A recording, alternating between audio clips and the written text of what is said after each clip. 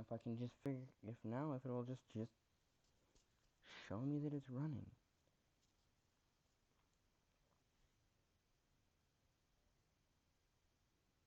Okay, we are live and in color. So, on the big, no, that's not the, it's not what I wanted. Hold on, I know. This is disaster. This is not as working as well as I had hoped. But it's gonna be a thing that we're gonna do every Friday, from 1 till 3 Eastern and Pacific. Uh, this show, my show, the Unscripted, is an unscripted sports show where we just talk about sports for as long as we can talk. It's not what I wanted. Hold on. Now, hopefully, I have audio. I can't tell. So let me double check and see if I actually have audio.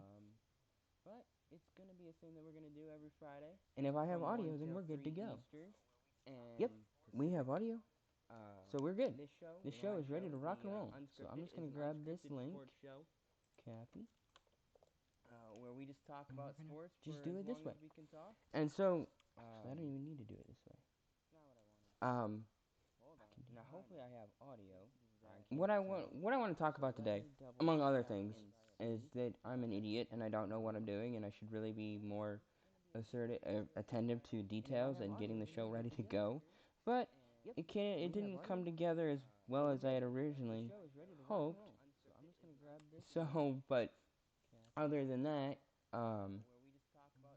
just do it this way. And so the idea was that I watch so much sports as it is, and I watch so many sports shows as it is, that I thought I might as well go ahead and try and have my own show. And as we go along, and as we get better, and as we progress further and farther on this show, and I know what I'm doing, and I'm not trying to do three things at once. So, but there we go. All right, that's it. Now that that's done, we can go back. There we go. Anyway, now that that's done, and I know the show's running, and the show's running good, and y'all can see and hear me. Next week I'll have actually be more prepared and ready to go and have the show on starting on time, and and it'll work much better next week, I promise. But the idea of the unscripted is that I just get to talk and share my thoughts with you. There's so many things that people that I want to talk about on any given sports show. Sitting there and listening to the people and interacting with them and hearing what they have to say, and then wanting to respond and share my thoughts and share my ideas. I thought, why not go ahead and do my own show and keep it about 2 hours, 2.5 hours, see how it works. And doing it for fun, not necessarily doing it for profit, makes it a lot more fun because the that being the idea that where I can have the show be about what I wanted to talk about, and how how the show's gonna work is that we're gonna kind of bounce from topic to topic, and go around and around, and we'll come back to topics, and we'll talk about whatever we find interesting on any given day. And so the idea, my one of the things that I want to talk about, and I'll go ahead and get into, the one thing that I do really have notes on is I like to do this every week, is to do, well, after about week 4, you really get to see who's hot and who's not, if you will, who's coming up and who's going down, and how things are trending, whether they're trending, up, down, or they're flat. And so I did my power rankings last week, and I'm going to go over the week 5, going into week 5, and I'll explain some of my criteria, some of my thoughts on it, and why I rank teams the way I rank teams, and a lot of it has to do with the eye test, simply just looking at them and seeing, I don't weight schedule so much because you don't get to pick your schedule. The schedule is generated by the league. You can only play the teams that you're playing. You can't play anybody else. You can't play, you can't worry about anybody but the team that's in front of you. And so that's why my rankings may not seem maybe a little bit different. And there's a lot of play in my rankings where, teams each week, it's a very fluid list. It's not set in stone. Each week can go up and down and fluctuate, and so then you have that a lot of variability in your list, or in a list, in my list. So last week, going into week 5, I had at 32. I personally, I think the worst team in the league. And then there's other mitigating factors that go into it, based upon what's going on with the league at the time and how your team, injuries can affect you, and who you have available. But I'm not really waiting further on down the line. I don't, I'm not worried about what's going to happen in week 9, week 10, week 12. We're not even in week. We're just now finishing up week 6. Obviously today's Friday, so we just started week 7. And we'll talk a little bit about the college football and previewing week 8 in college football, and we'll get into some baseball. We're going to talk a little bit about we're going to talk a lot of baseball today, and we're going to talk some NASCAR because, why not? And then we're going to be talking some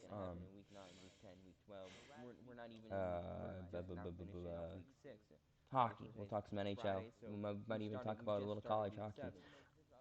But first off, and again, this is why it's unscripted. Get off track just as easy as anyone. So at 32, like I said, I had Miami.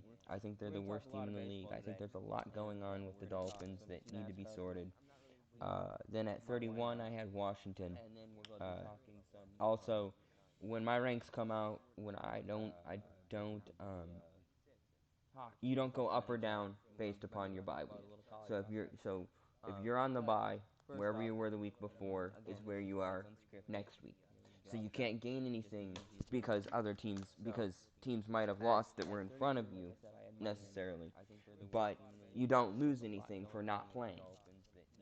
So playing and not playing don't hurt you. Not playing doesn't hurt you. It can benefit you in my rankings, but it doesn't hurt you. So then at 30, I had Denver. At 29, I had Arizona. I had Cincinnati at 28, one spot higher. Oakland at 27, the Jets at 26, Tampa Bay at 25, Jacksonville at 24, the Giants at 23, Atlanta at 22, Carolina at 21, Pittsburgh at 20, Cleveland at 19, Tennessee at 18, Houston 17. Both teams, and there's a lot of there's when you're looking at from mediocre to terrible, you could easily put Tampa Bay ahead of um, Jacksonville. You could put all of them ahead of the Giants. And so there's a lot of variability, a lot of fluctuation, a lot of um, adjustability in this list. It's not a be-all, end-all list. Then you had at 17, I had Houston. I had the Chargers at 16. I had Detroit at 15. Minnesota at 14. Indianapolis at 13. Green Bay at 12. I weighted their loss the week before to the Eagles at heavier. So they were 12. Buffalo at 11. I had Buffalo a little bit higher. Dallas at 10. Chicago at 9. New Orleans at 8. Baltimore at 7. The Rams at 6. The Eagles at 5. Seattle at 4. San Francisco at 3. Kansas City at 2, and New England at 1. And I took a lot of heat for having Kansas City or San Francisco at 3 last week, and the only reason that they were at 3, they were on their bye, and B, they were undefeated. So when you're undefeated, I don't really care about who you play. You don't get to decide who you play. The league makes the schedule. The league sets the parameters for who's playing and who's, how you're playing, when you're playing. And so you can all you can do is show up and play the game. All you can do is show up and play, and if you don't win, you don't get to go up. And if you do win, then naturally you get to go up or stay where if you're in the top 5, you may go up, or you may stay where you're at. And of course, if somebody has a really impressive win over a team two teams Philly and St. Louis, L.A., the Chargers or Rams. The Rams might move over if they had a more impressive win over stiffer competition, you might move up, but it's all about winning. That's how I really weight um my the list, my power rankings. So going into last week or this week, that was going into last week's slate of games. So going into this week's slate of games, um, again Miami coming off their bye, they didn't get to play, so they don't. Obviously they can't get any worse than 32 right now. So maybe you would think that because Washington on the whole may be a worse team, and after Monday, some of the things that happened, San Francisco,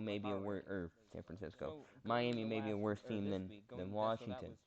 But it's still one of those things where it's fluid, and and I don't like to rank. I don't like to push a team up because they were off. It's not something I like to do.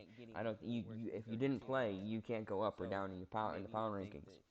So then at 31, I had Washington, and then going after Monday, because I released mine on Wednesday afternoon. I try to get it out by noon, but sometimes it doesn't happen. So if you're looking for my power rankings, they will be out sometime on Wednesday afternoon, and I'll have them posted in the video or discussion on the channel. When you go to look in the channel, I'll post this week's, and you can sound off on the channel. Uh, the other thing is I'm in the Von Allen sports group. I want to thank Von Allen for letting me promo my show in his group. It's a great group of guys and gals that I do enjoy spending time talking football with, and it's just sports in general. So check them out. Check out his channel. I'll link it in the when I post the video. It'll be linked in the comments or the description. Um, so and I took a little bit heat for this list. And I can understand why, but I do again. I think these teams are probably the worst teams in the league right now. Um, some of them may look like they're on an upswing, but some of them, I'm just not buying the hype. So at 30 at Cincinnati, of course, they lost to Arizona, so they had to fall a little bit. Then you have the Jets at 29. They're just trash. They're not very good.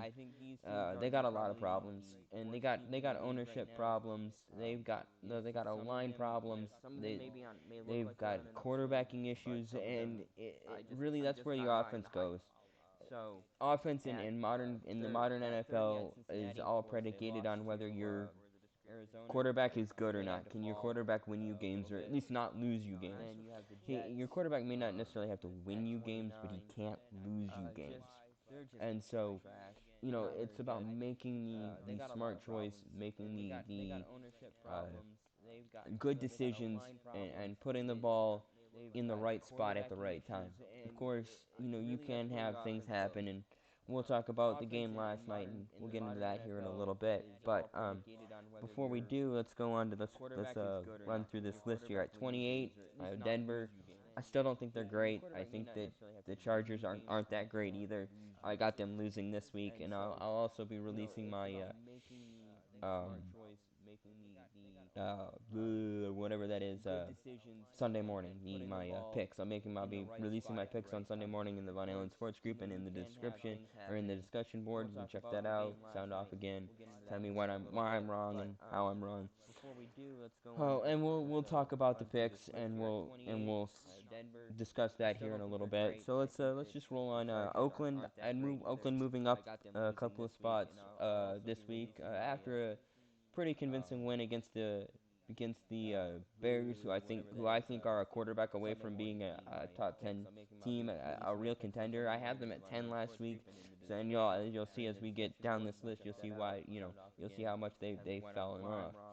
Um, so then at 26, I had Arizona move up 4 or 5 spots. I don't think that's unfair. Honestly, I think Arizona is just as messy as any of the other teams in the league right now at the bottom. I don't think they're all that great. I think that they're pretty terrible, and they're gonna be pretty terrible for at least another year or two. They got issues. They got defensive issues. They got offensive issues. They got special teams issues. Um, their one saving grace is that they are young and they have a team to build around. Um, Now the real question is can Kyle Murray develop as an NFL quarterback? I don't know. Again, I think the jury's out on him.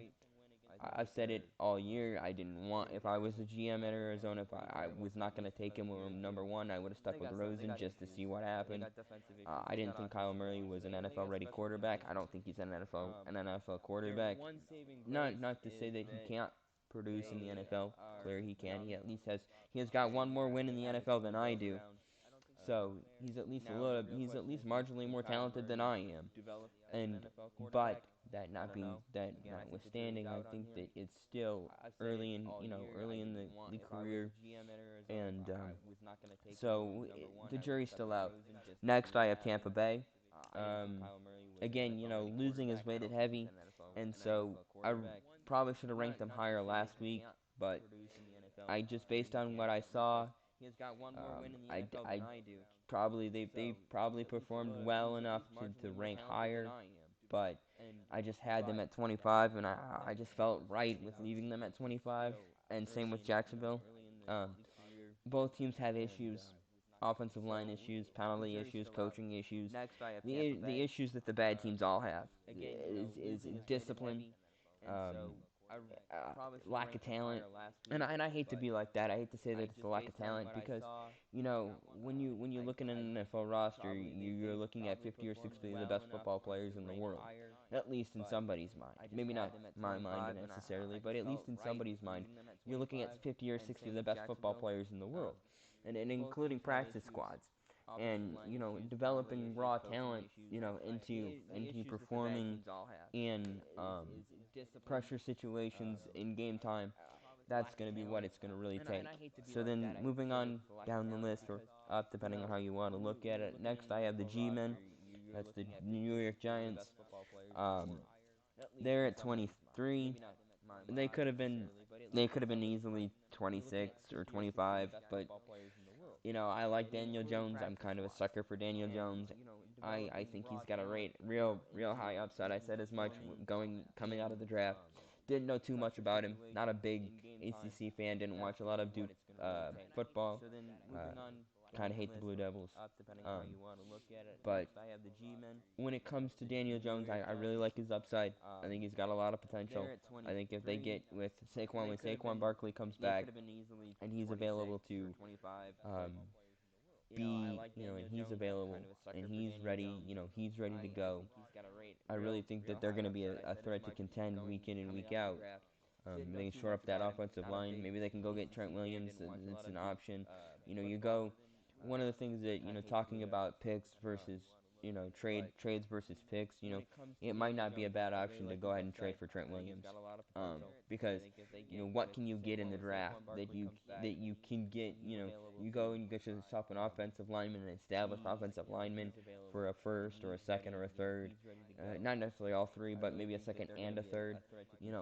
And how many guys coming out of college in the second or third round are going to be a stud offensive lineman for 5 or 10 years. It's something that Washington. I know Washington would not like to trade within the division, but Washington is not close enough to be a one piece away kind of team. So it might be an option for them to look into, especially if they can get a couple of picks.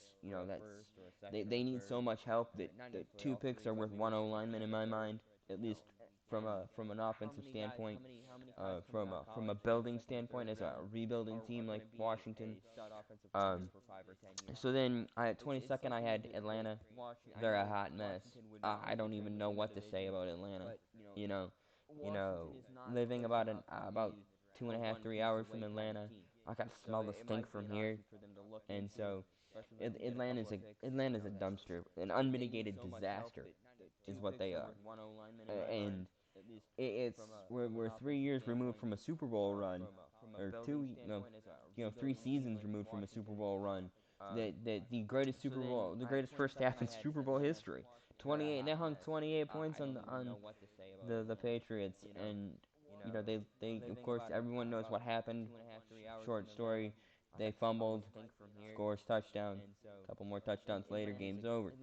Um, and so I don't have to tell you what happened. Y'all should know that story pretty well. One of the most monumental collapses in all of sports history, or one of the greatest comebacks in all of sports history, depending on how you want to look at it. So, um, Atlanta, Atlanta's bad. Atlanta's really bad. I probably should have put them below Jacksonville and Tampa Bay, but I also think that they're one of the bad teams in the league. They're the one that has the most upside. They have the most talent. They're a very talented team, and if they can figure out how to play with their heads out of their behinds, they'll be a very dangerous team in the NFC South. It may be too late. Excuse me one second. It may be too late for them to fix it, turn it around, but still, it is still young in the season. We're not even halfway. We're a week away from halfway. So, and as the season rounds into shape, we'll really get a good feel on who are the best teams, who's contenders, who's pretenders, who's trash, and that's what we'll see next week. In the next 4 weeks, these are crucial games. These are must-win games to if you're a 500 team. These next 4 weeks are huge, crucial, must-win games. So now that we got Atlanta out of the way, we're going to talk about Pittsburgh. I took heat for having Pittsburgh above Tampa Bay and Jacksonville, but I they're all three really from 18 to 25, they're all really competitive for being some of the they're all a player or two away from being above or below 500 in they're any given Sunday teams. You know, where you could win or lose a game based on how they play. So that's kind of what I'm looking at. It's kind of what I'm thinking. I like Pittsburgh personally. I've always liked Pittsburgh. I, so maybe that's a little bit of emotional bias on my part, putting them above Tampa Bay and Jacksonville. Um, but that's just me. So that's why I had them at 21. It's so easy to move from like I said, from 18 to 26. Any one of those teams could be 18 next week. It all depends on how, except for the Giants. The Giants will not be 18 next week. I can guarantee you that. So moving on down the list, we got not at 20. We got Cleveland. I had high hopes for the Browns.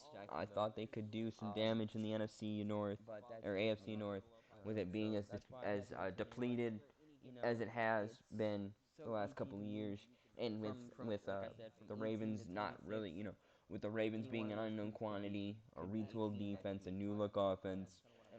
The Ravens have looked fantastic so far. I have them higher on my board than I think a lot of people do.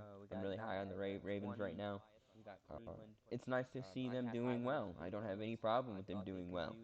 Um, I wasn't sold on Lamar Jackson because of his pedigree as a scrambling quarterback. I'm not big on scrambling quarterbacks. I've they very rarely have success in the NFL. Of course, Donovan McNabb and Steve McNair and Michael Vick, but outside of those three, and Randall Cunningham and Dante Culpepper, when you got 5 guys in 100 years of the NFL that are really successful scrambling quarterbacks. Most of the mobile quarterbacks that do well are the guys that have mastered the 6-inch miss. You're talking about that much. It's it's the difference between getting a hand on somebody and completely missing. That's what makes that's what makes a mobile quarterback so difficult to play against. Is the guy that you can be like this, and next thing you know you're grasping for air. And so that's why I wasn't at the start of the year. I wasn't so sure about the Ravens, but obviously they've shown, so they get to move up, and they're quite high on this list. So moving on to Tennessee, I don't even know what to do with the Titans. Being that I'm now here in Tennessee and getting to follow them closer than I ever have before, the organization is a mess. The GM situation is a mess. The ownership it's a very common theme in the NFL. It's a mess. It's just a mess. And so and then you have so again they have a lot of work to do to prove to me that they're better than 19. I had them 18 last week. They they dropped 2, and so it's a mess. They're but they've got some pieces, so we'll see what happens. Then I have the Chargers at 18. They're terrible. They're bad. They're not going to do anything this year. I wouldn't be surprised if they had a top 5 pick at the end of the year. I can definitely see them falling out of the top 20 coming out of this week. They got Denver, and and of course we'll get more. Now the biggest losers of last week were the Bears, and they went from I think I had them 10. No, I had them 9 last week, and they fell all the way to 17.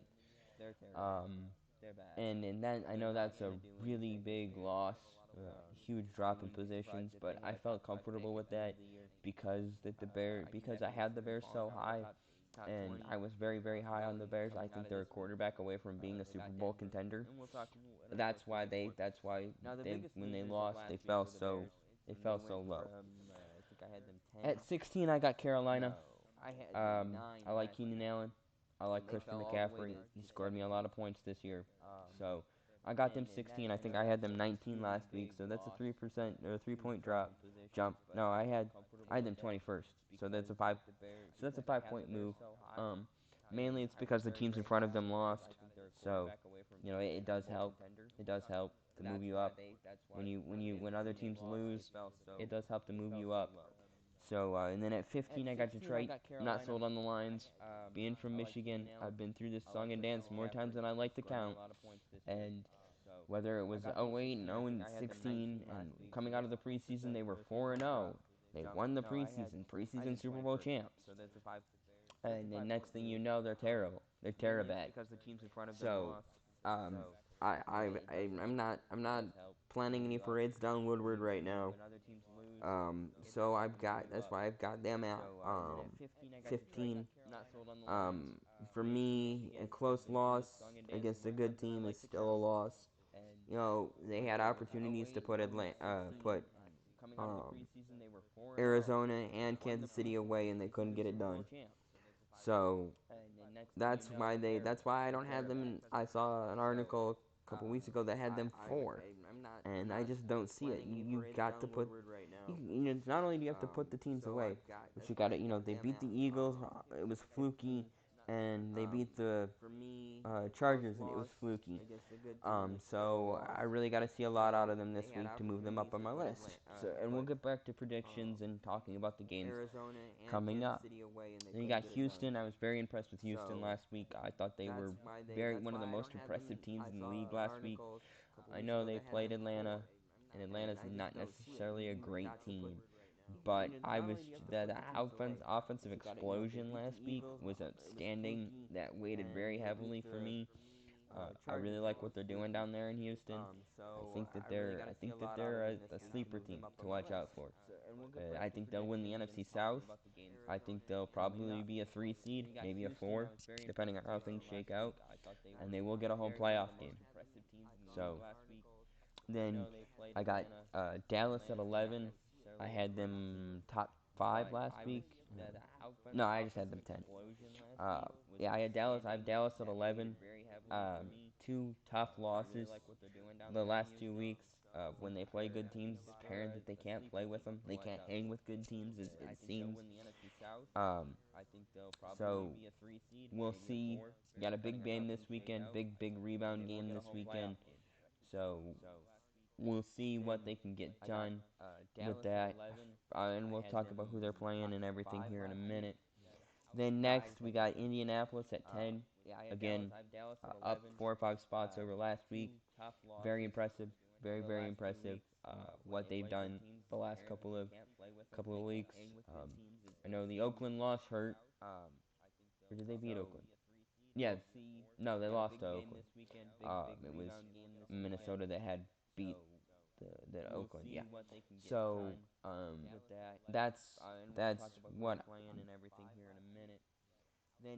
Oh, okay. And then at 12, I'm sorry, I jumped. I saw Houston twice, so I jumped over. Let me go back real quick. Let me backtrack, sidetrack. That's why it's the unscripted. So number 12, I have the Rams. Again, tough losses. Um, they were 1 point away from beating Seattle, which I have a top 5 team. I think I have them 3 right now. So we'll see what happens going forward. Um, and what will and what will really determine it is how they play this week. If they beat the Niners, they will move back up for sure. If they lose, it solidifies. It really cements the Niners as a potential Super Bowl contender. They're at least a threat in the NFC to play in the championship game.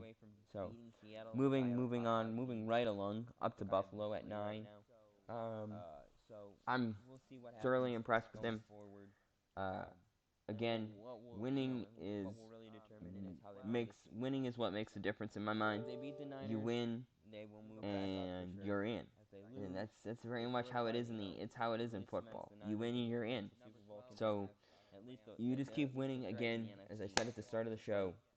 Winning is what matters. And so when you get your schedule at the beginning of the year, all you can do is go and win. So if you're not doing what you need to do to win, then you know if you don't win, then you don't get then you have then that's that's tough. So when it comes to winning, that's what I value most. That's what I value most. And I don't care who you beat or how you beat them, because at the end of the year, they're not gonna go, oh well, you lost to New England 16-10, so therefore that's great, and we're gonna give you extra bonus points and whatever. No, you lost, and you just lost. And it's not like they're gonna take the win away from.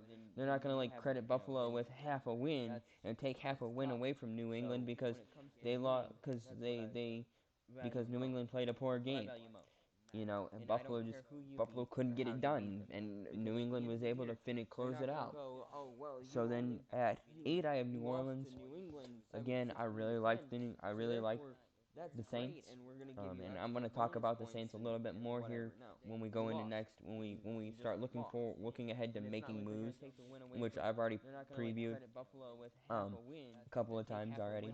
But New Orleans at 7 or 8, excuse me. I really like them. I think they're a threat to come out of the NFC again.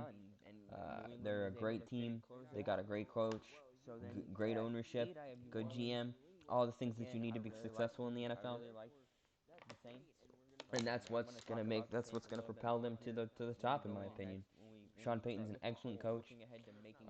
Teddy Bridgewater has proven to me why I was so high on him for the last 3 years, because what he did at Minnesota, or in Minnesota, what he did in Minnesota was incredible. And if he hadn't gotten hurt, that Case Keenum team could have won the Super Bowl. Your Case Keenum team, the Minnesota Miracle Vikings, that would have been an outstanding team. And um, not to get too sidetracked, because I do want to talk about that. I want to talk about some moves that other teams ought to be looking to make going forward. And I want to finish this list out. At 7, I have Baltimore. I've already talked about the Ravens a little bit, so talk a little bit more. Their defense has rounded into shape, looking good. I'm excited to see how they progress going forward. And I want to emphasize the fact that this list is not based on who they're playing this week, next week, or 6 weeks from now. It's all based on the 7 game the going into this week, the 6 games that have been played, or depending on who buys and whatever, but the 6 weeks that have been played. That's why my list may not look like other people's lists. That's why I separate. And so I want to separate myself from other people. I don't want to just be a pro football talk clone, or just another guy that takes all the same and that does all the same things that I do, that other people do. So that's why my list may not look like other people's lists. So then you have Green Bay at 6. Again, impressive wins over the last couple of weeks.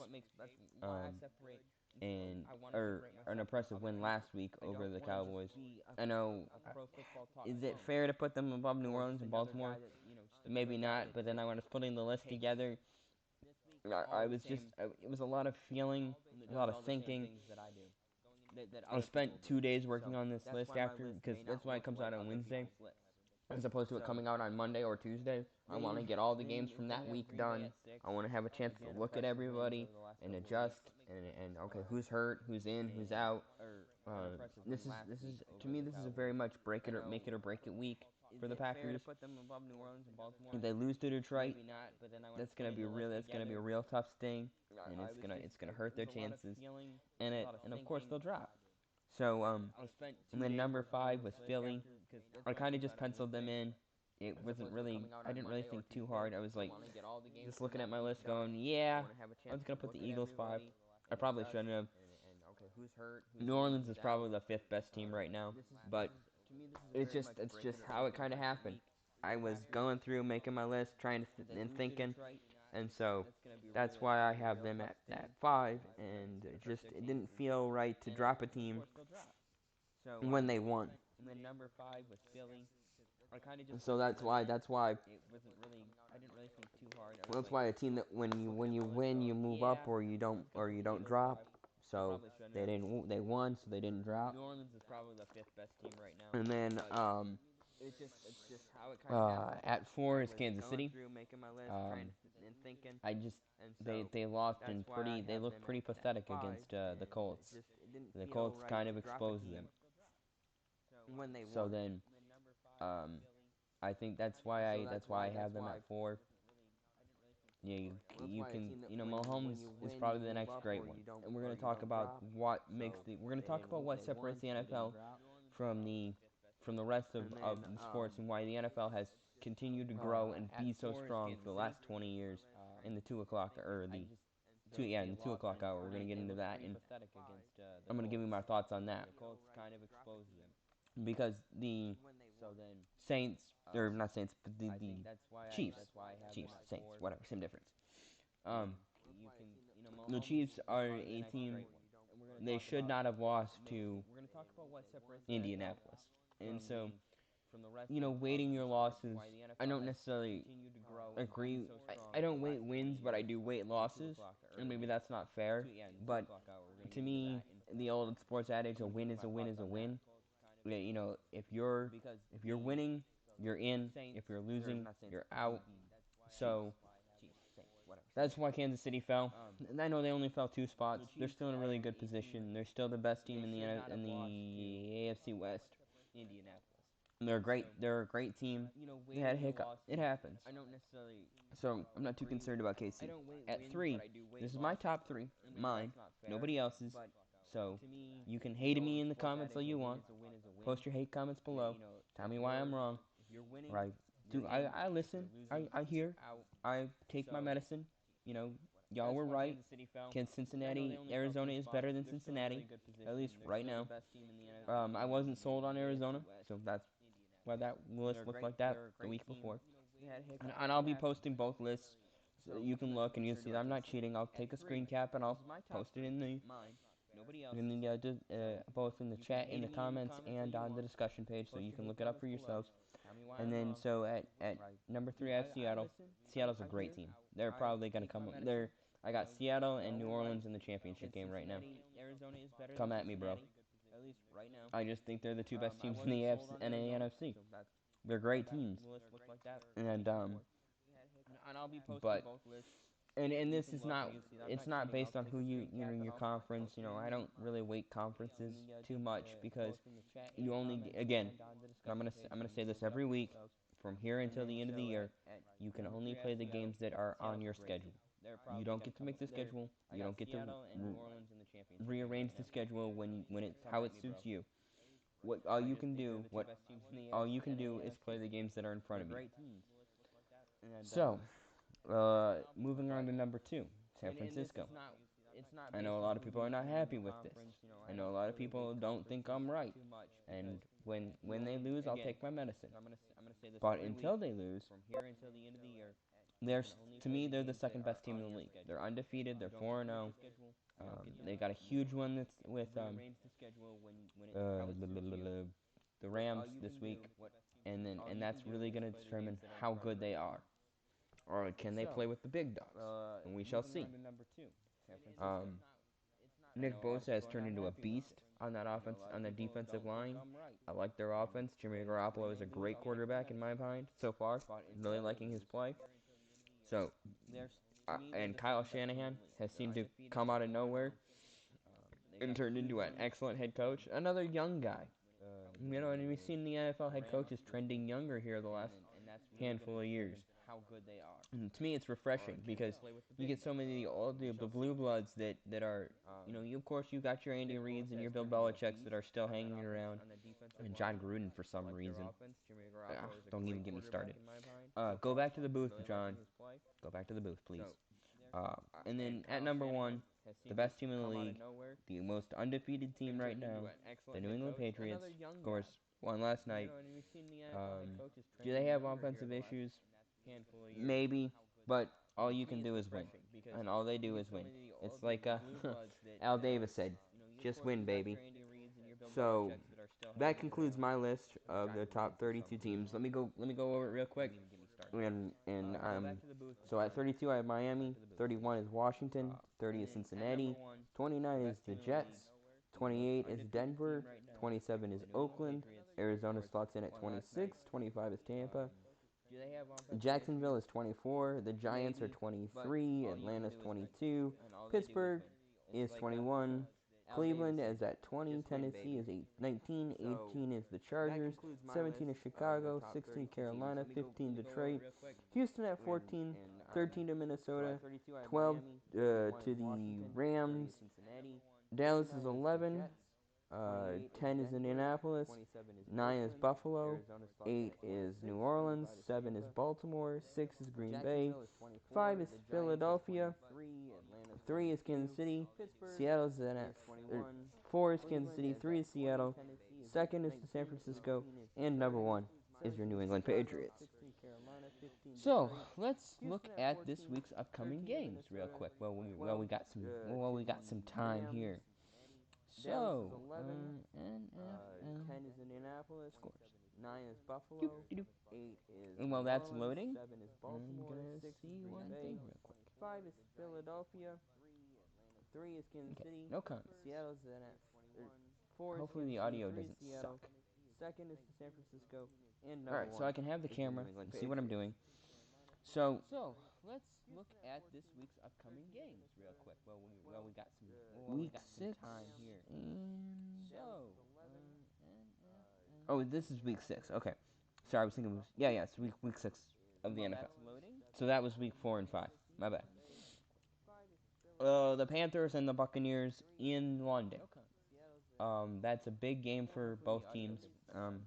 Must wins early in the season. I know must wins early in the season are kind of silly. But both teams need to take a step forward. And you have both teams at, I think they're both 2-3, if I'm not mistaken. But I could be, and it's not showing. So I'm gonna take the Panthers to beat the Bucks, 24-13. Especially if McCaffrey plays. Now I've seen that he may be out, or he was injured in practice the other day, but I'm not too worried about it. Keenan Allen, he's gonna shred that that Bucks defense. We got Tank Bowl. Tank Bowl, the first Tank Bowl of the year. Anybody bets? Take your bets on the Tank Bowl. That's going to be the Redskins and the Dolphins in Miami. It all depends on which Miami team shows up. Is it the Miami team that's tanking for Tua, or the Miami team that actually cares about winning? If it's the Miami team that cares about winning that shows up, it's going to be a tie. They're both terrible. They're both trash. I very much I'm gonna say it's gonna be a tie. I'm not gonna lie. I'm gonna say 17-17 tie. Then you have the Saints and Jaguars. That's a Sunday 1 o'clock kick.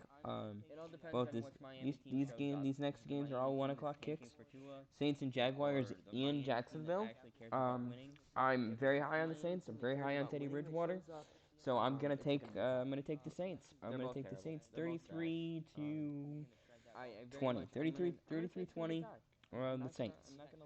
Ravens and Bengals in Baltimore. I'm gonna go with Ravens. Like I said, I'm liking their defense. I'm liking their offense. They're a tremendous team right now.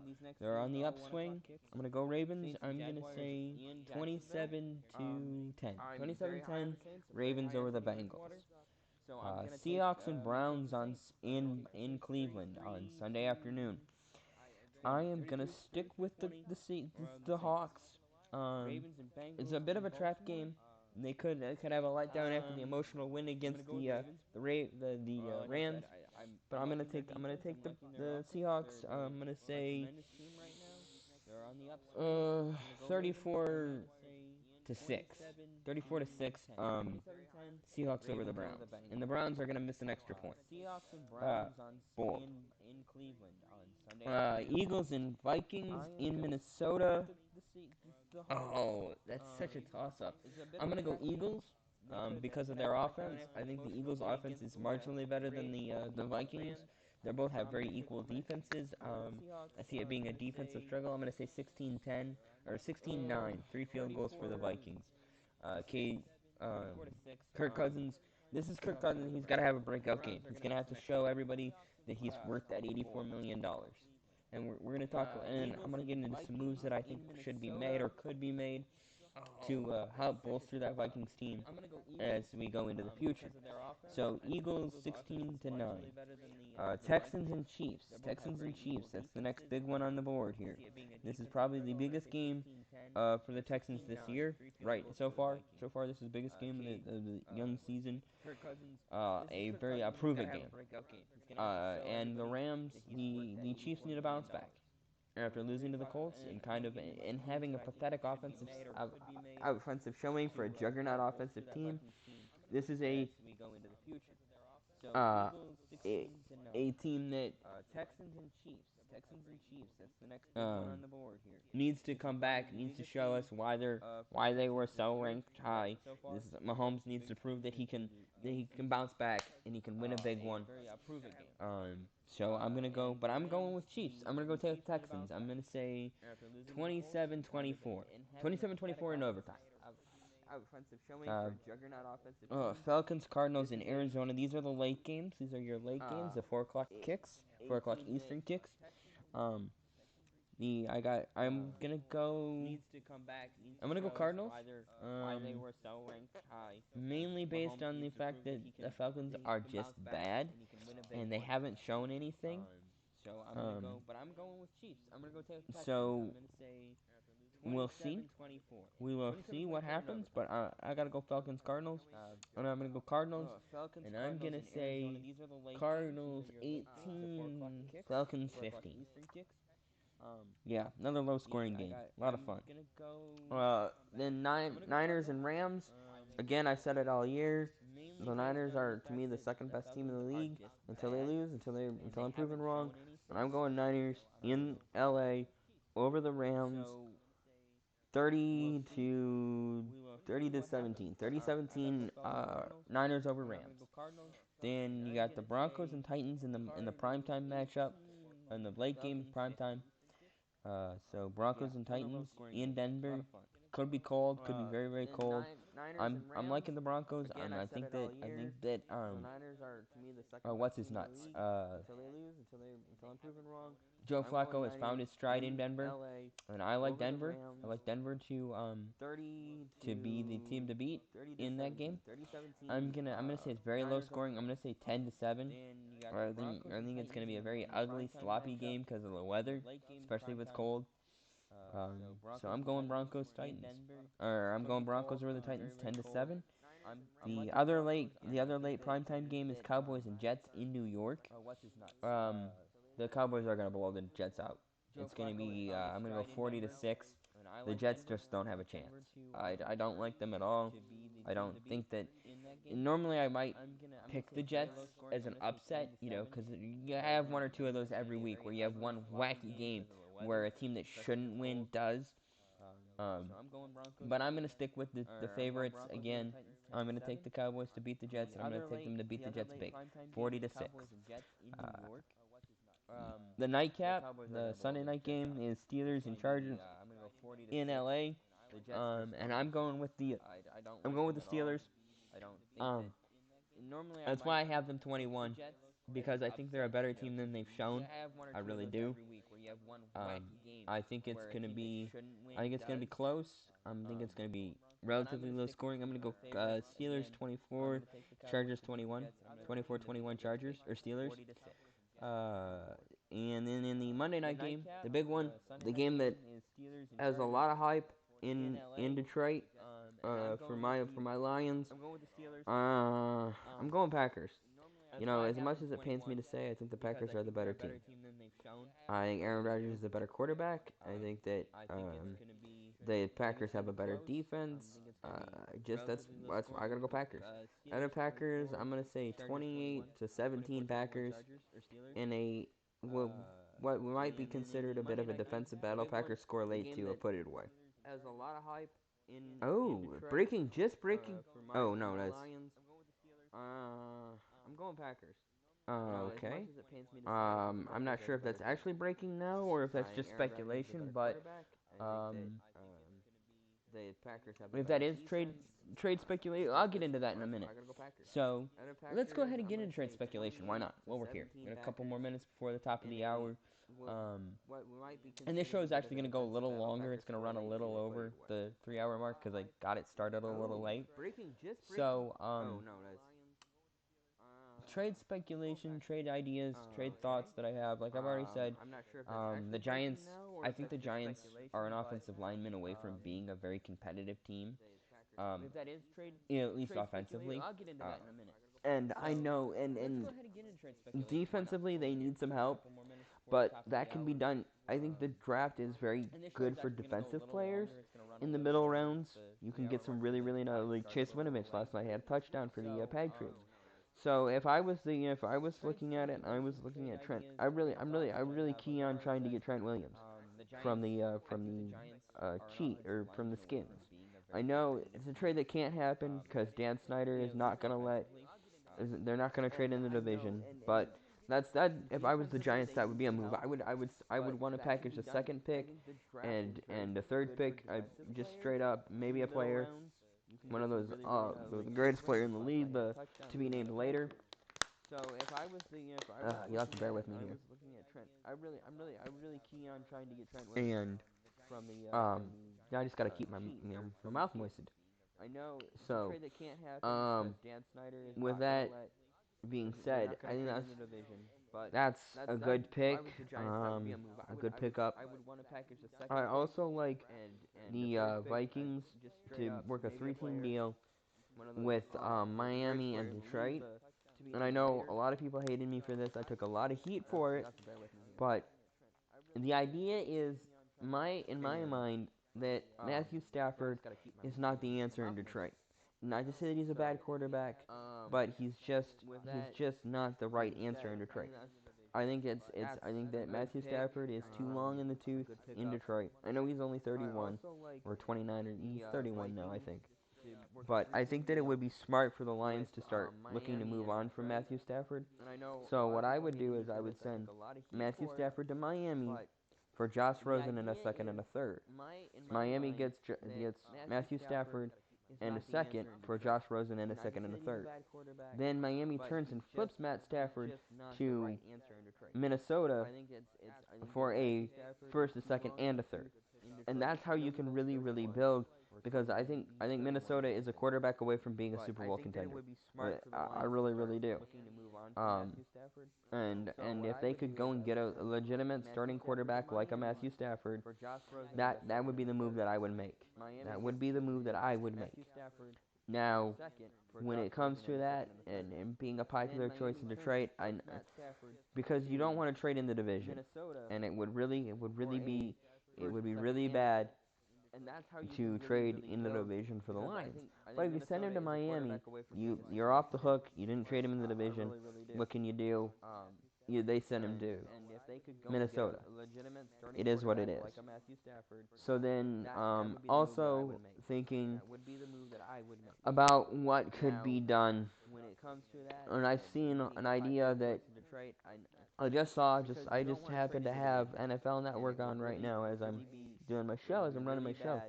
Um, that the idea of the Packers trading for Emmanuel Sanders, especially if Adams is going to be out for more time, he's going to miss extensive time. I think it'd probably be a good idea. I don't know what you would have to give up to get him, but that's not a bad idea to trade for Emmanuel Sanders. I think it's a good idea, honestly. I think it has a lot of potential. Um, I don't know who all could be, what they would have to do to get him.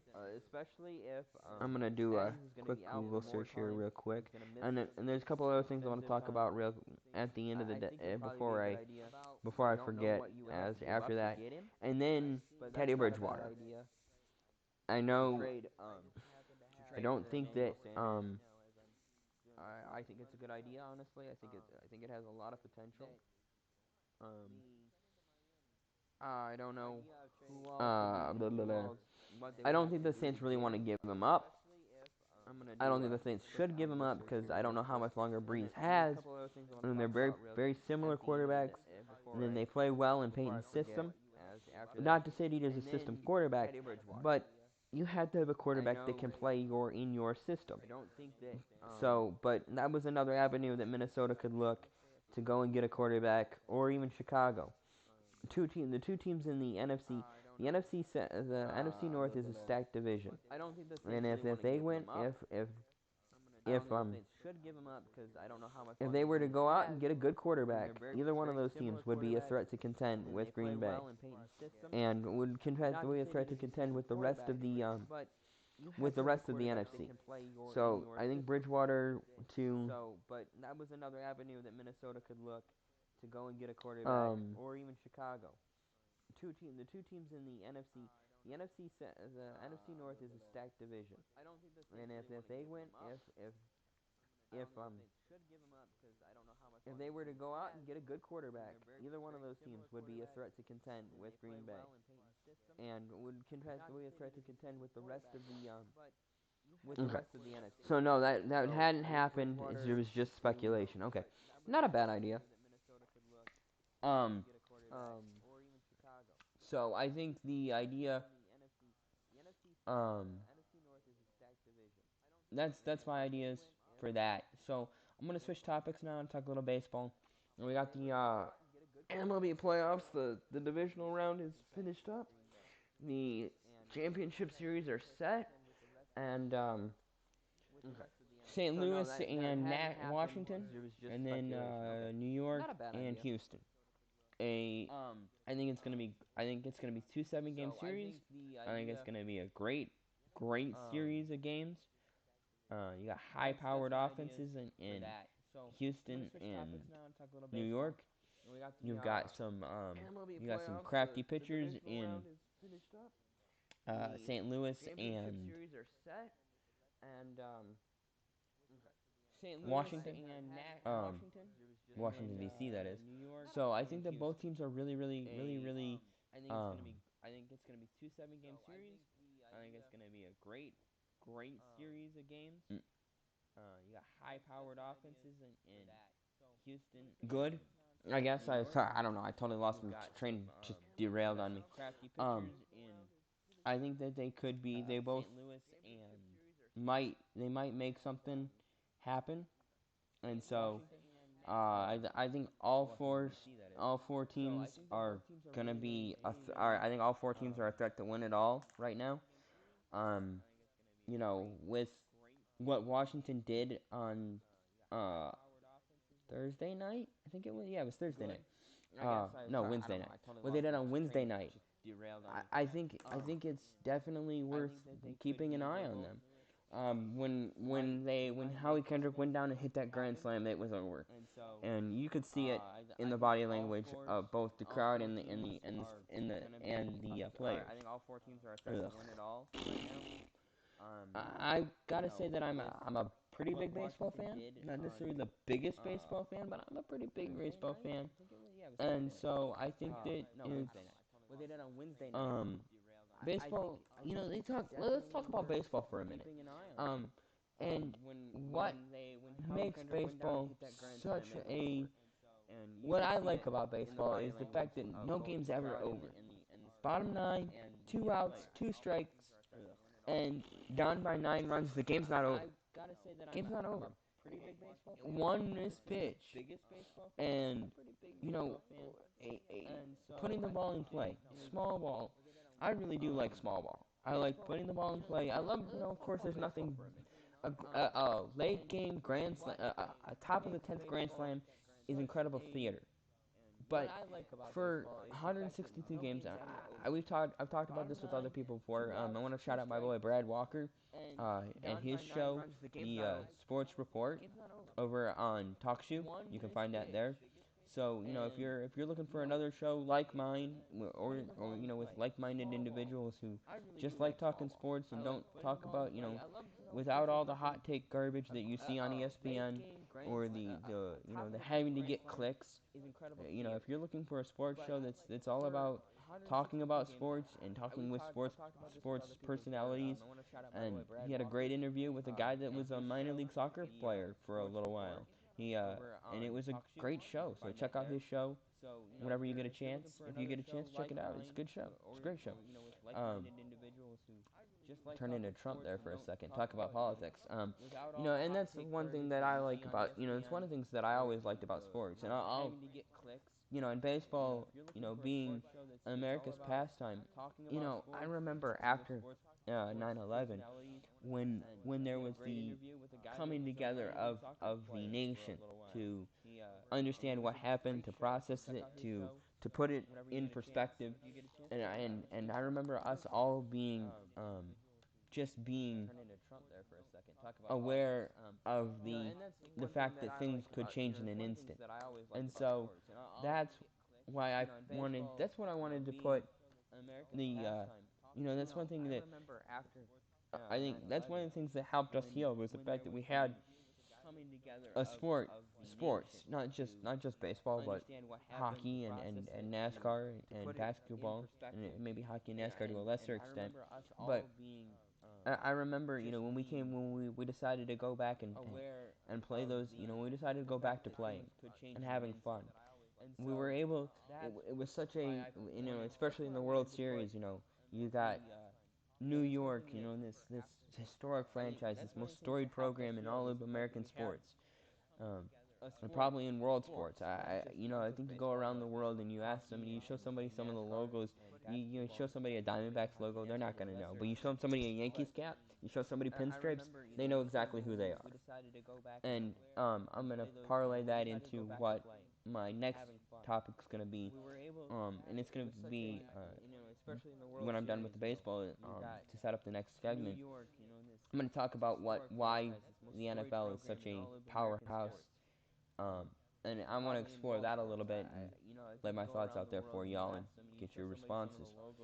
So, for me, baseball is a game. It's a great game. I love baseball. I think that I don't want to see baseball changed too much.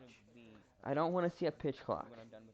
I would like to see the umpires have a little bit more control over the speed of the game. I don't want a pitch clock. I just want the umpires to hurry the batter up. Like, all right, let's go. Because there's so much strategy that goes into deciding on a pitch, and to put a pitch clock out there would would change the game dramatically. I don't like the pitch clock.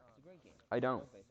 I was sort of for it, but but then watching some of the other leagues that were trying to implement a pitch clock to try and speed the game up, you know, and it goes back to this idea of casual fans. Casual fans don't exist. Not for baseball, not for NASCAR, not for hockey. And if you lose your core audience by doing things like a pitch clock or limiting mound visits or doing any of these random things that make it so that your core audience loses interest, you're not going to bring in new fans to replace the fans that you're losing. And so that's why I think that keeping the pace of play is such an overblown, overhyped nonsense. Because I don't think people are tuning out of baseball games because people that aren't watching baseball today are not going to watch baseball tomorrow if all the games are 2 hours long. If it's snappy and quick and you have a pitch clock and you have because one of the things that makes baseball so difficult is because most people can't play baseball. And I don't mean that they are physically or mentally incapable. It's just they don't have the opportunities to play baseball. A lot of the places where a lot of the sandlots that you play ball in the in before television are gone. And it's just because they're gone. It's not something. It's not a bad thing or a good thing. It's just a thing that happened. And a lot of the people.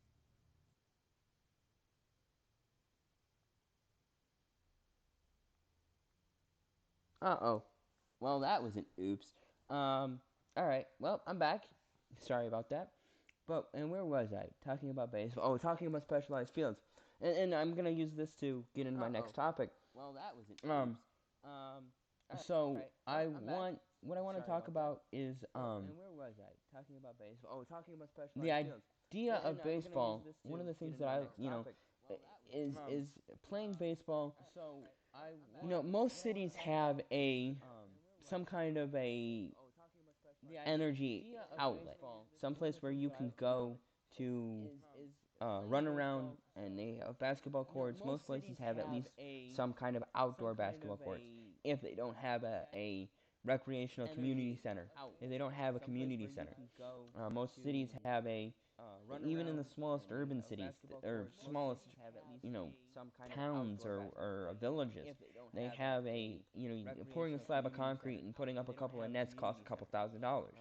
And so most places have a place to play basketball because in basketball all it takes is a ball and two, and you don't have to have really any specialized equipment to play basketball, and you don't have to have specialized equipment to play recreational football or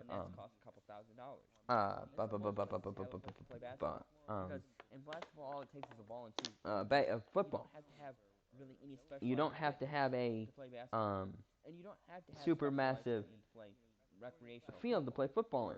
All you need is the ball. You don't need pads. You don't need helmets. You don't need cleats to play pickup football. And when you're looking at football, and so that's one of the things that makes. I might have that. Okay, and we're back. Wait, vet. Sorry about that, everyone. And so and that having to have a specialized field, not having to have a specialized set of equipment to play basketball and to play baseball or to play hockey and baseball. You have to have a specialized set of equipment. And for hockey, you definitely have to have a dedicated field to play ice hockey. Now I've played, and of course I played a lot of street hockey in my day. And street hockey is a lot of fun, and I enjoy playing street hockey just as much as the next guy. So the idea of the and so the other thing that I want to talk about, and I haven't got a chance to talk about, is why the NFL is so popular.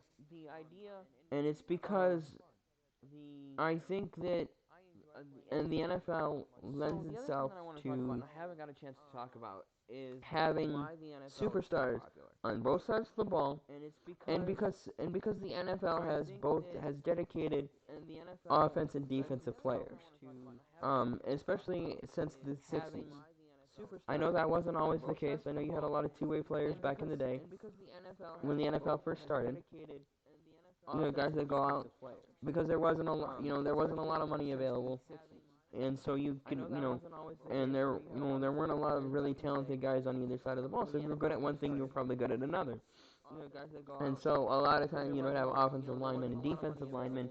You'd have receivers and cornerbacks both sides of the ball, and you might have your quarterback might be your kicker and your punter. And so what I think makes the NFL so popular is that every time that there's an influx of new stars, the old stars are not the new stars are brought in and elevated to replace the old stars. So in the 70s you had guys like Roger Staubach, and in the 60s you had Bart Starr and Johnny Unitas. In the 70s you had Terry Bradshaw and to replace the old stars. So Roger Staubach and Terry Bradshaw. In the 50s, you had Bart Starr and Johnny Unitas. In the 60s, in the 60s, you had Bart Starr and Johnny Unitas and Franz Harkington. And in the 70s, you had guys like Terry Bradshaw and totally brain farted. Roger Staubach and in the 80s you had Elway and Montana and Marino, and in the 90s you had Troy Aikman, and you had Steve Young, and you had Kurt Warner for a couple of years, and these guys were always big names. But then on the flip side, maybe you weren't an offensive guy, you were a defensive guy. So you had guys like Jack Youngblood and Dick Butkus, and you had and then you had stars that maybe you weren't maybe you were a kicker. You had kickers that were stars, and I can't think of any kickers off the top of my head. I know. That's why the show is unplanned. And so, and then in the then you had great head coaches like Vince Lombardi and Chuck Noll, and in the 60s and 70s, and you had guys like Bill Walsh, and you had Air Coryell, and you had all these the Steel Curtain playing off the whole Iron Curtain, and you had it not only was football in pop culture, but football was or is pop culture, and that's why football has the ability, and they're not a one-star league, and that's what's plagued other leagues for the last half century. In the last 50 years, and when the NHL was at its most popular, in the 50s, you had all kinds of stars. You had stars in Canada and North America: Howe, Lindsay, Abel, Lafleur, and so many more. Just to name a handful, and Maurice Richard and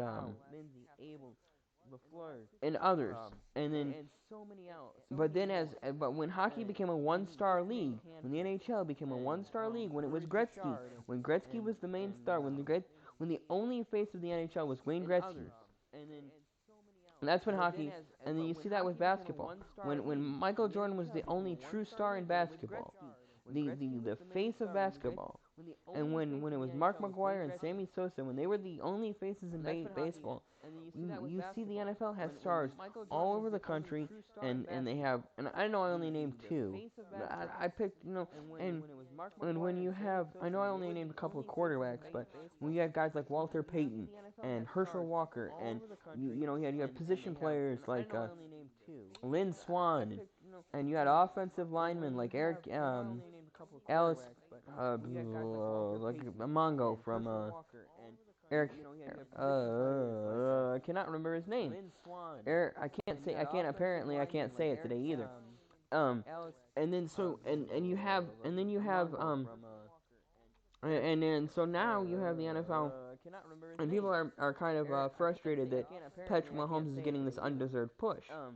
It's because Patrick Mahomes and Lamar Jackson and those guys are the way of the future, and Aaron Donald and Nick Bosa and Jimmy Garoppolo, because the NFL knows that Tom Brady and those guys are the way of the future. Drew Brees and Philip Rivers and Ben Roethlisberger, they're not going to be around forever, and that they have to be ready for when they're gone, when they're not in the league anymore, when they're not playing at the highest level of football anymore, and just like because Peyton Manning, Peyton Manning was the biggest star in football, and at the highest level of football anymore. That's what I wanted. And just like because Peyton Manning, Peyton Manning was the biggest star. Peyton Manning. It's not to say that those old guys continue to stick around and be available for the rest of the league. And they're doing interviews and they're being on shows, and you always see Montana and you see Rice and you see and these guys that who talks, I haven't seen a Wayne Gretzky interview in 10 years. I don't see Wayne Gretzky. Wayne Gretzky's not on these guys that on NBC's NHL coverage. But you'll see Montana. Montana's on NFL Network all the time. Dion, primetime. I mean, these, and the NFL has some great nicknames, and they just transcend everything. And Montana's on NFL Network all the time. And because the NFL knows that stars come and go, they know that one generation stars are the next generation's legends, and they know that they keep the league alive. They're what keeps the league alive. The next set of stars are what keeps the league alive. Having stars, having people that are around when you're like Michael Irvin, and these other great athletes that are around when you're in the are always on TV. Jerry Rice just flipped it over to the NFL Network, and and you see generational talents from every era that are constantly doing spots, and it keeps the history of the game alive, because I want to talk about boxing, and I'm gonna use boxing as a juxtaposition. I fell in love with boxing not because of what boxing was when I was young, but because what boxing was when I wasn't alive. And ESPN Classic was a great resource for watching the old games, the old the old timers to learn and grow and understand. And then I was a big library kid, so every time I went to the library, I'd be getting a book on the history. It'd be, those old anthology books about everything that was great about, all the other greats that had been in the on and in and around, and the other people that were around when the league started. And so that was the that's one of the ideas that makes me think that's one of the things that I think makes football so popular and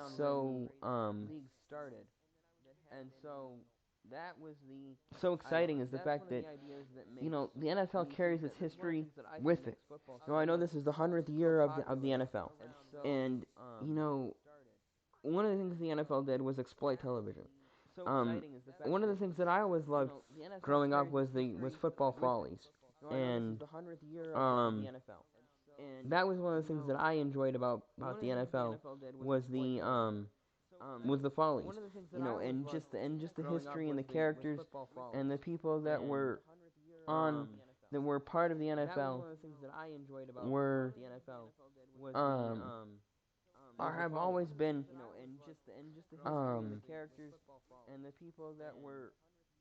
brought around and kept around and put in the in on shows and in shows and and the NFL does a great job of promoting its history, unlike other leagues that just and now the NFL and the NBA has gotten really good about that, but it's about promoting its history through its stars, through its new guys. Excuse me, and through the continuing to maintain the old while continuing to maintain the old guard.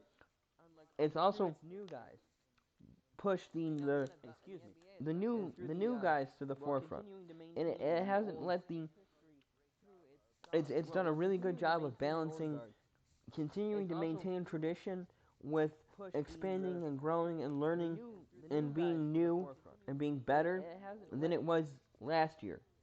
And I know that a lot of people have fallen out of love with the NFL because of certain things that have gone on around the league. And one other thing that I want to talk about, and I know I've talked a lot of football. I haven't even hit college football yet. And I don't do power rankings for. There's so many teams in college football. Um, it's such a fluid league. But we're just gonna preview the college football. We're gonna talk about last week's games here in a few minutes. But one thing I want to say is that I don't like the fact that some players they get away with things. I think that if the league has a rule, the league should enforce the rule. And when you start giving people allowing people with certain beliefs to be above the rules, then you're gonna have to let other people who have other beliefs not have to. Then they're not gonna have to play by the rules, and you're gonna see it's gonna open up the door for more controversies and more not only controversy but controversies. And yes, I'm talking about the Saints player and his headband. I'm sorry, but you don't. Just because you have a certain set of beliefs doesn't mean that your beliefs are above the rules of the league. And it bothers me that he doesn't. His punishment was that he was let off because of his beliefs.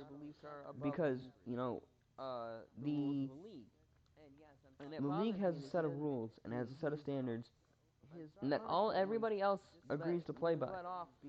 And he knew that the he knew the league rules about headbands, and he decided to break the rule anyway. Of course, it ended up turning into a better thing, and he donated the money to charity and whatever, and that was cool.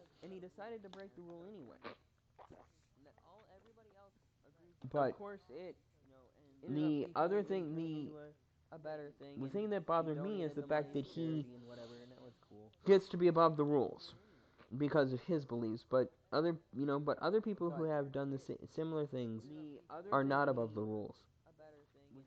So that's just frustrating to me. Or not done things are above, are punished. And so the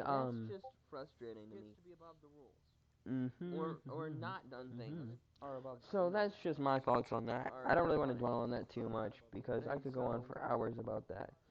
Um and it's just the thing that irritates me. But my thoughts on that. I don't really want to dwell on that. Oh, come on, work your damn thing. For hours about that. Um, so and that's just the irritates me. But we talked about a lot of things already. Okay, so we're gonna talk a little college football now because I do quite enjoy the college football. And when I'm done doing this, we talked about a lot of things already. Or not? Okay, so we're gonna talk a little college football now because I do quite enjoy the college football. And when I'm done doing this, there we go. Got it. Okay, cool. And it has been chill. Okay. So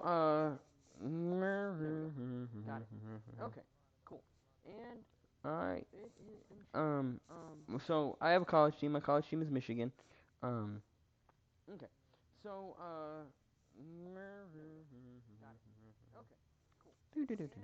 now I want to pull up the scoreboard, and we're gonna look at last week's games, and we're gonna look at some of the big. We got some big time matchups coming this week. So last week, and this is just gonna be probably just be the top 25. I want to pull up the scoreboard. No, I got them all. We're gonna look at last week's games, and we're gonna look at some of the Georgia Southern beat South Alabama 20-17. Temple beat East Carolina 27-17. Cincinnati beat UFC or UCF, whoever UFC. Yeah, I do that wrong all the time. 27-24. Wisconsin rolled over Kent State 48 to nothing. LSU rolled over Utah State 42 to 6.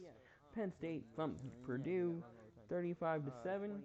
And Michigan held off Iowa to get a 10 to 3 win. Oklahoma thumped Kansas 45 to 20. Although they did struggle in the first half in that game, but came back and came on strong in the second half and put Kansas away. And Florida beat Auburn 24 to 13. Baylor beat Kansas State 31 to 12. Notre Dame put Bowling Green away 52 to nothing. Texas and Virginia, what was a really good game, was 42-31 Texas. Memphis got past Louisiana Monroe 52-33. Georgia, after struggling, another team that struggled in the first half, rolled to an easy, comfortable win 43-14 over Tennessee. In what was an excellent game, Southern Methodist beat Tulsa 43-17 and 37 in overtime. Ohio State, after struggling for a quarter, did put Michigan State away 34-10. Oregon beats Cal late, had to finish that game off 17-7. Boise State beat UNLV 38-13, and that was the last game of the week. So this week, today, we have a little bit later on tonight. So if you're looking for a game to watch, you got Virginia and Miami. That's Miami of Florida. Number 20 Virginia will go into the U to try and steal a win. Florida has a lot of problems. Miami has a lot of problems. I said this going into the year. I thought this was going to be a regression year for the U.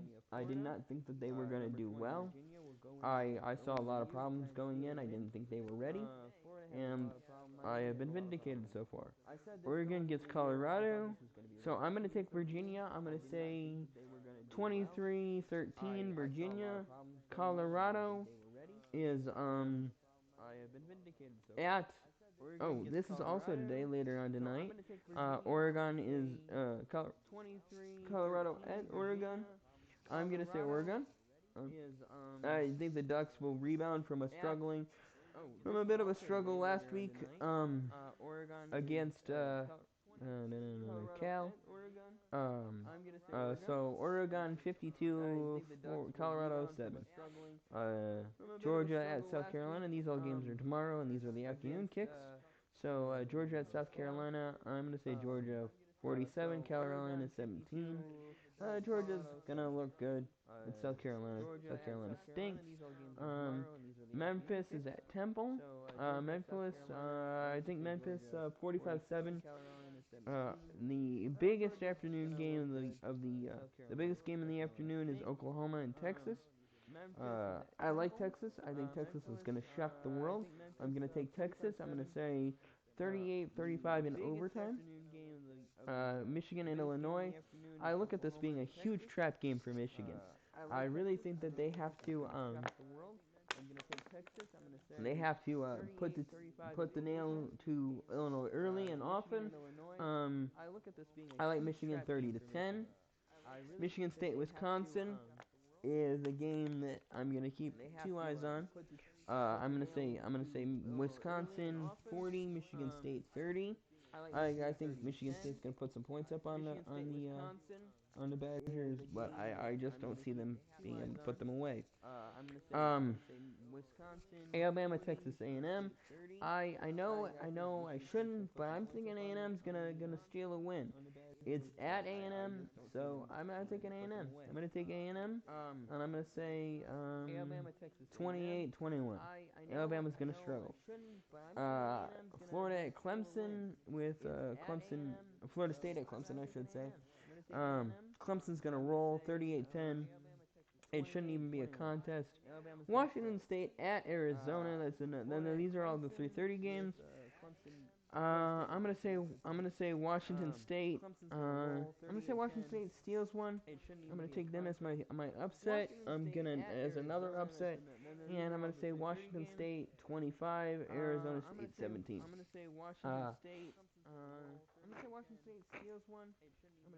Excuse me. Sorry. Cincinnati and Houston. I'm gonna say Houston, and I'm gonna say Houston 37, Cincinnati 25. We get into the late afternoon games. Texas Tech and Baylor. I like Baylor. 29, Texas Tech 17. Louisville and Wake Forest. I think Louisville is going to get an upset. They're going to shock the world. They're going to go into Wake Forest and they're going to pull off the victory. And I'm going to say 31-28 in regulation. Penn State and Iowa. These are all 7:30 kicks. So Penn State and Iowa in Ames. No, not in Ames. Ames is South. It's in Iowa. It is Penn State and Iowa in Ames. It doesn't say. I forget where the Hawkeyes play, but I'm gonna say Penn State. I'm gonna say Penn State big. I'm gonna say Penn State 45, Iowa 17.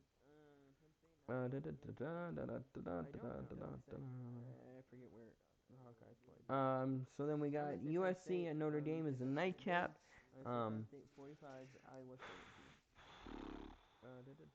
gonna say Notre Dame. As much as I hate it, Notre Dame.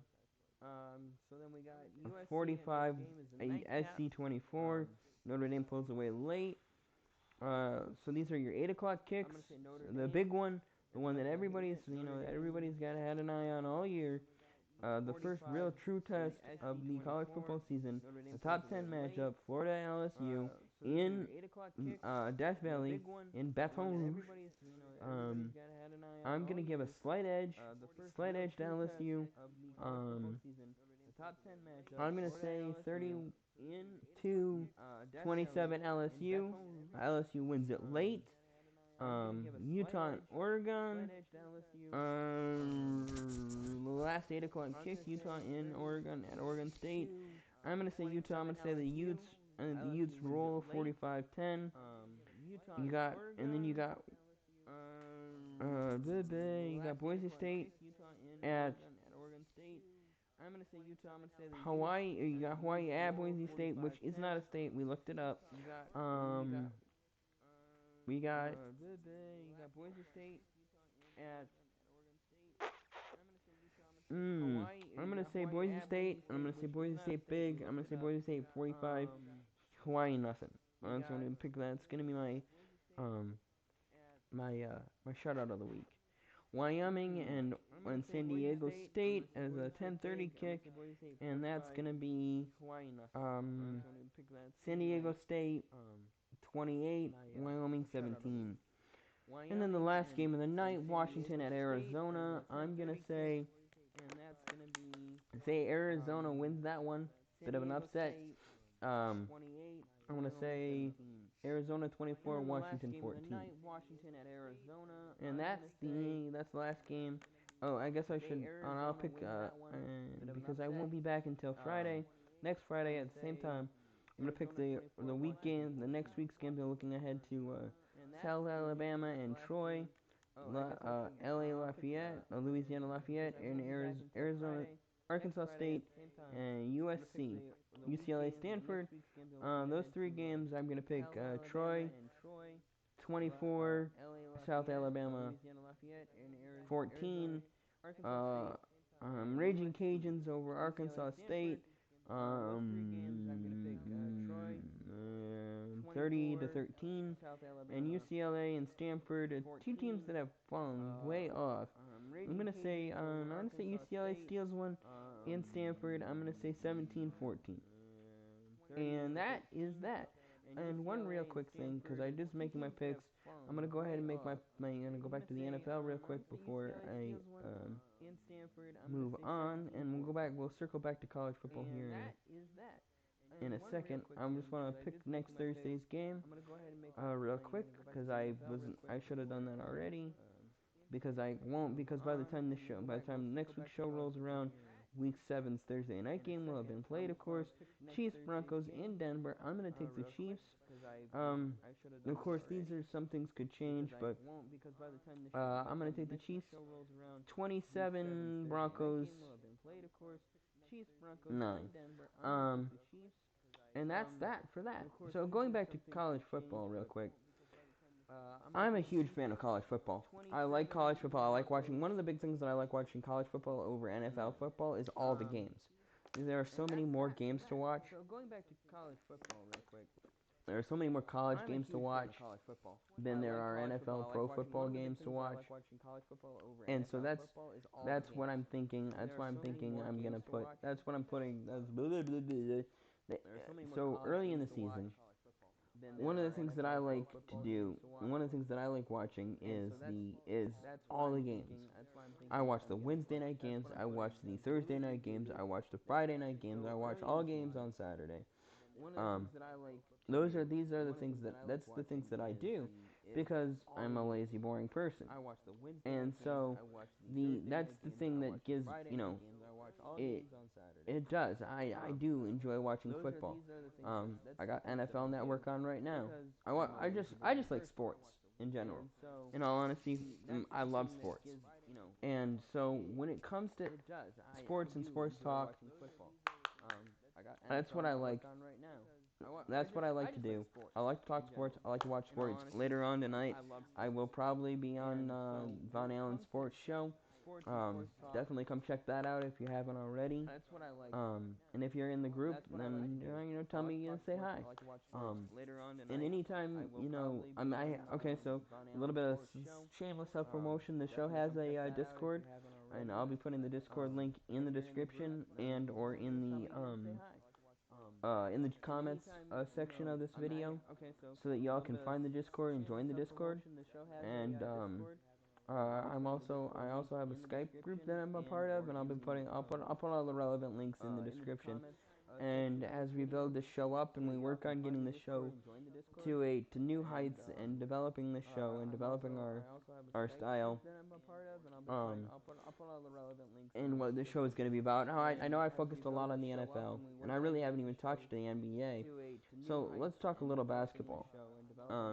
I gotta be honest, I'm not the world's biggest basketball fan. I don't hate basketball. One of the things I really like about basketball is college basketball and the playoffs. I like playoff basketball. Playoff basketball is so much fun to watch. And one thing is that I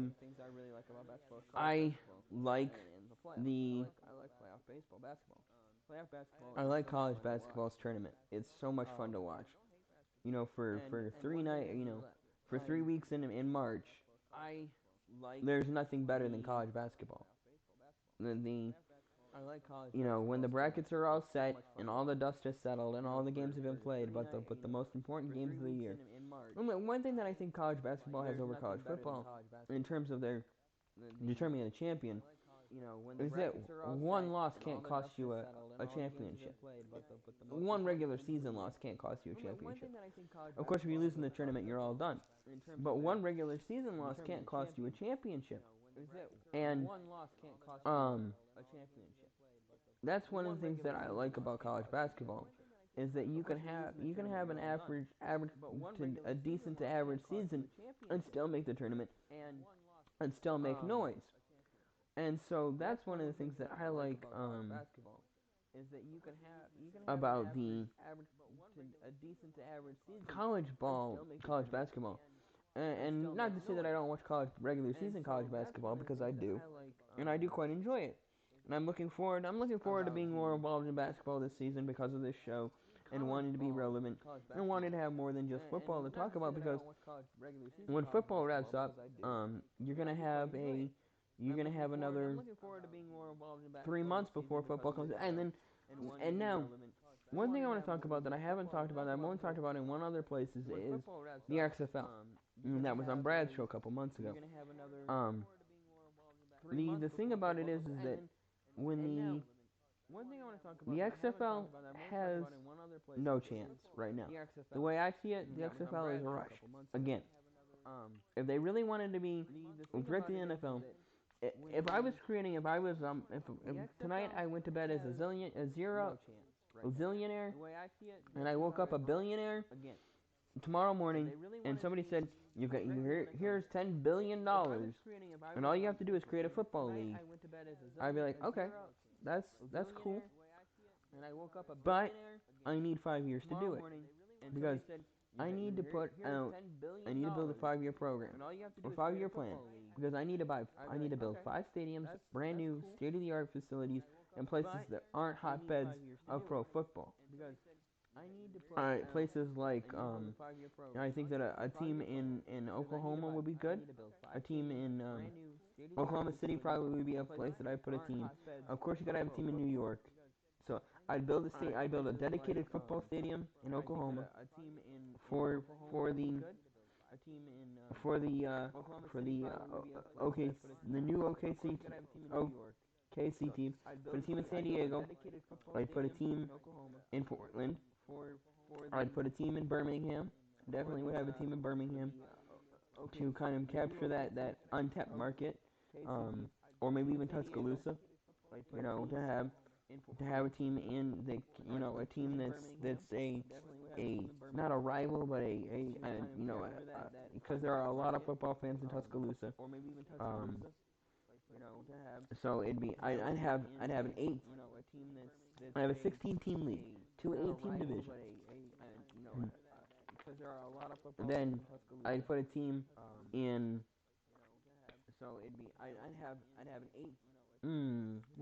Where else doesn't have a team that needs a team that would be a good market? Nebraska. I'd put a team in Nebraska. Now there's a lot of teams in the NFL. There's a lot of markets in the NFL that have 2, 3, 4 teams. So and focusing on those places that Vegas is getting a team, so that's kind of out. Maybe New Mexico. New Mexico could be a place to put a team. Put a team in Albuquerque. Help build, help to revitalize that part of the country. A team, maybe even put a team south of the border. Put a team in Mexico. Put a team in Mexico City, and put a team north of the border. Put a team in Toronto, to kind of capture that market and expand my horizons. Having teams in multiple foreign markets, and then Toronto, putting a team in. So that's what 10 teams. You need 6 other teams. You got to put a team in New York. You have to have a team in New York City. Period. It's not a question. You have to. If you're gonna swing with the big dogs, you got to go and you got to put a team in New York City. You got to put a team in LA. I think those are the 2 markets. So that's 12 teams. And this is, of course, I don't know if you could play in the NFL stadiums. The NFL will lease you the stadiums or not. Maybe a team in South Carolina. But a team in Charleston, I don't know if you could might not be a bad idea. The NFL will lease you the stadiums or not. But then you have and then our draft would be in December, kind of in the middle of the NFL season. But a team in Charleston, and then training camp would start the week after the NFL season ended. So training camp would start at the end at the beginning of February, and it would be play. All training camps would take place in the South, just kind of like baseball. And then after that, you have so training camp is, and then the season's gonna end on July 4th. I think it'll be a fun way to kind of, your championship game is the last the Sunday before the 4th of July. So you have March, April, May, and June. You have 4 months. So February starts, training camp is in February, 2 preseason games in March. You have you have 2 Sundays in March where you have preseason games. The first Sunday and the last Sunday. So you have a game, week off, or actually it's the first and third. Game, week off, regular season starts. So that's, and then you have March. You have April, May, and June. That's 3 months. That's 12 weeks. You have 8 teams, so everybody plays everybody in their division twice. Everybody plays everybody in the other conference once. And then you or actually, you have 2 months. A 2-month regular season for 8 weeks. So everybody plays everybody in their division twice. And the other conference once. And then you or actually, you have 2 months. A 2-month regular season for 8 weeks. Hold on 1 second, folks. Everybody plays everybody in their division twice.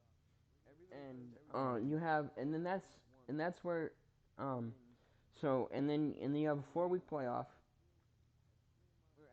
So let's see, 8 as and then March, April, May, June.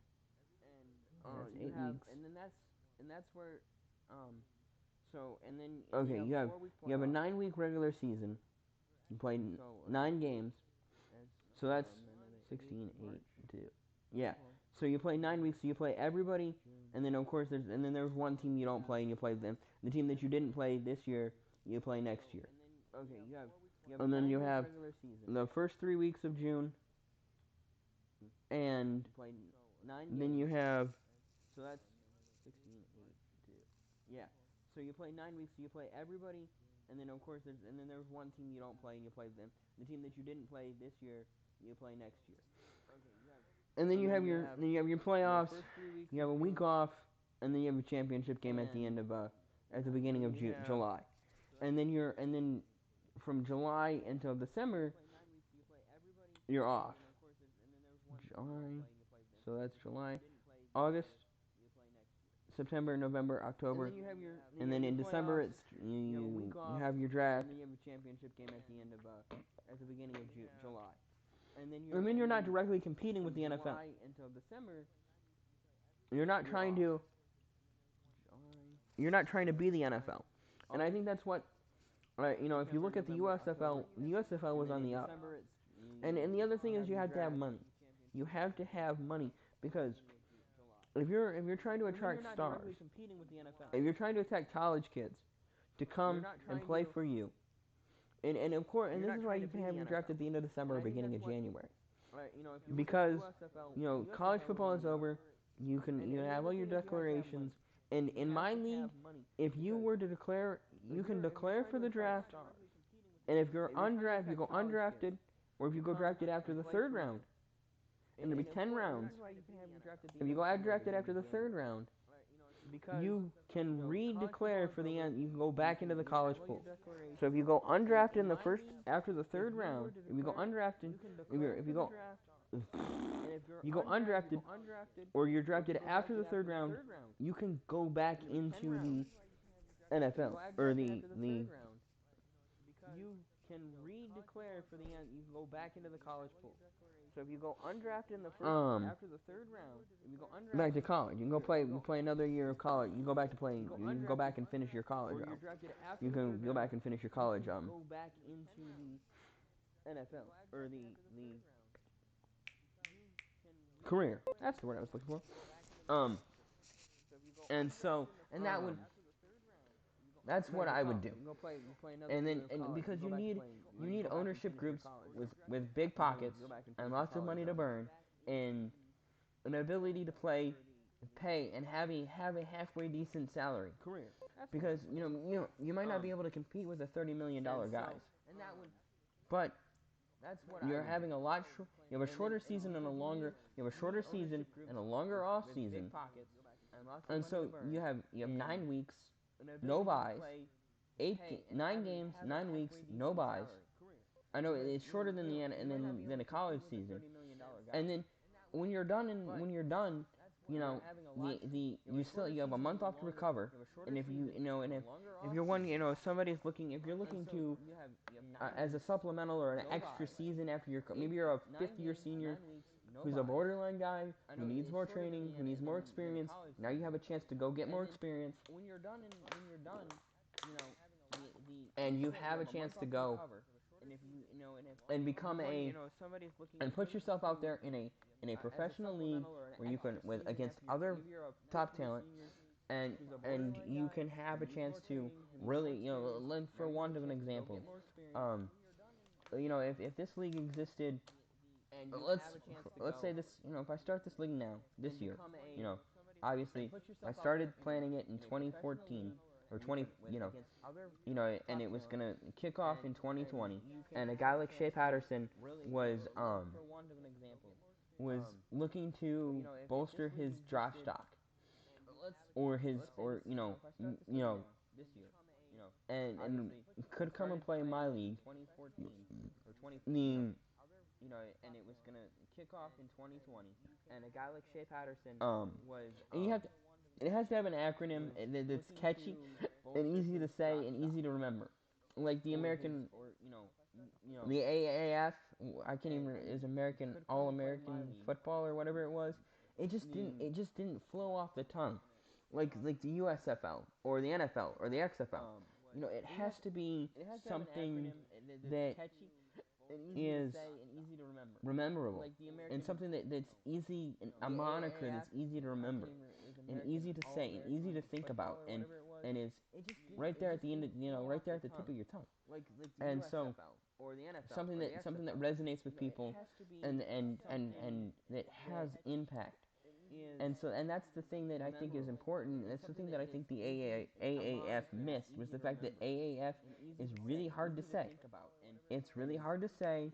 It was poorly promoted.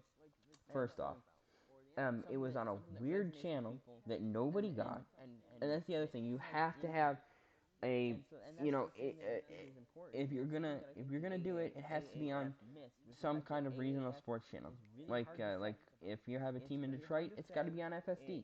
It's got to be on Fox Sports Detroit. If it's you've got to have, because if you're not gonna if you're not gonna broadcast them nationally on CBS, Fox, or NBC or ABC, if you're not gonna get those partners, you have to get partners where the games, or you can exploit the social media. You can have games on Twitter, Twitch, YouTube, Facebook, places where people are. Places, you can't have it on a third tier cable channel that nobody gets and nobody watches.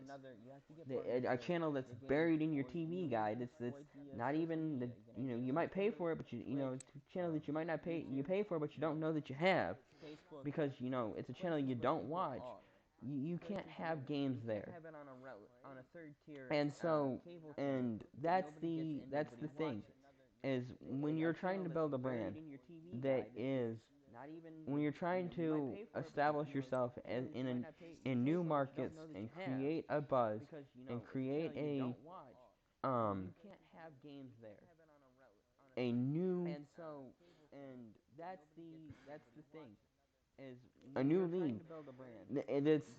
You're trying to break into a market that's already well established. You have to do it in subtle and creative ways. And then once you've built your brand up enough, then you can come in guns a blazing and go after the big dogs. You can't go in there and try and swing with the NFL right now because you're just gonna knocked on your ass. Simple as that.